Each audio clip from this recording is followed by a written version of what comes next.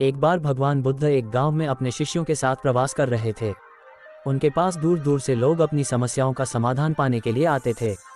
एक दिन एक युवक बुद्ध के पास पहुंचा और कहा, गुरुदेव, मेरा मन हमेशा चिंताओं और उलझनों में उलझा रहता है। मैं हर काम से पहले इतना ज़्यादा सोचता हूं कि न कुछ कर पाता हूं और न ही शांति से जी पाता हूं।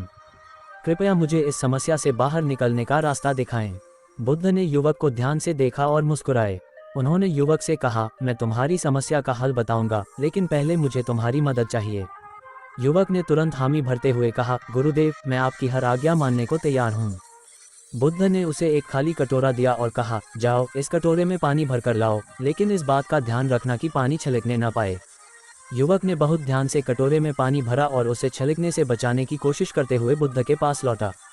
रास्ते में उसका पूरा ध्यान कटोरे पर था ताकि पानी न गिरे। जब वह बुद्ध के पास पहुंचा तो बुद्ध ने उससे पूछा, युवक, जब तुम पानी ला रहे थे तो क्या तुम्हारा ध्यान किसी और चीज पर था, जैसे कि पक्षियों की आवाज, रास्ते के लोग या आसपास के शोर? युवक ने कहा, नहीं गुरुदेव, मेरा पूरा ध्यान केवल इस बात पर था कि पानी कटोरे से न गिरे। मैं कुछ और सोच ही नहीं पाया।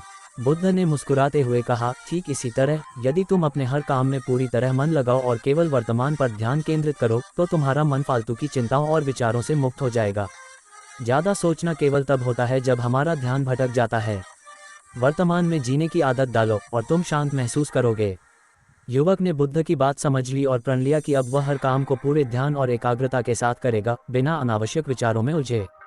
शिक्षा। भगवान बुद्ध की इस कहानी से हमें ये सीख मिलती है कि ज़्यादा सोचना केवल हमारी ऊर्जा और समय को नष्ट करता है। जब हम वर्तमान पर ध्यान केंद्रित करते हैं और पूरी एकाग्रता के साथ काम करते हैं तो हमारा मन शांत और संतुलित रहता है। वर्तमान में जीने का अभ्यास ही सच्ची शांति का मार्ग है। नमो बुद्धाय।